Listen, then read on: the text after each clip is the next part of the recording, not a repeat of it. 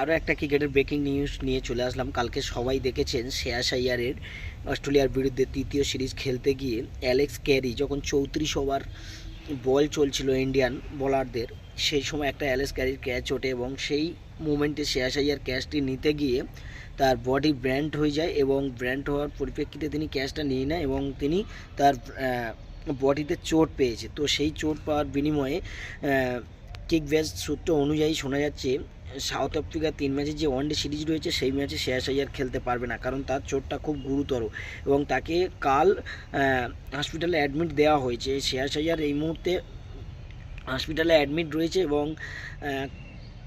খবর অনুযায়ী বলা যাচ্ছে যে সে এতটাই আনফিট, এবং আনফিট বলতে গেলে এতটাই অসুস্থ, এতটাই বড় চোট হয়েছে যে তিনি সাউথ আফ্রিকার তৃতীয় ওয়ানডে সিরিজে নাও থাকতে পারে, কারণ তার চোটটা খুব গুরুতর এবং এটা খুবই দুঃখজনক। শ্রেয়াস আইয়ারের মতো একটা প্লেয়ার যখন না থাকবে, 4 নম্বরে খেলাটা সত্যি শ্রেয়াস আইয়ার অসাধারণ খেলতো, তার জায়গাটা যে কে খেলবে সেটা এখন অনিশ্চিত।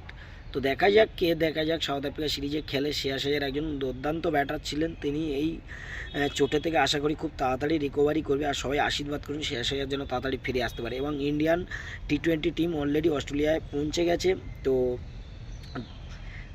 টি-20 ম্যাচ আমরা দেখতে থাকবো। তো সবাই আমার চ্যানেলটাকে দেখতে থাকবেন এবং আমার চ্যানেলের সমস্ত ভিডিও আপনারা একটু লাইক কমেন্ট শেয়ার করে দেবেন, আর সমস্ত ধরনের ক্রিকেটের আপডেট আমি আপনাদেরকে দিতে থাকবো।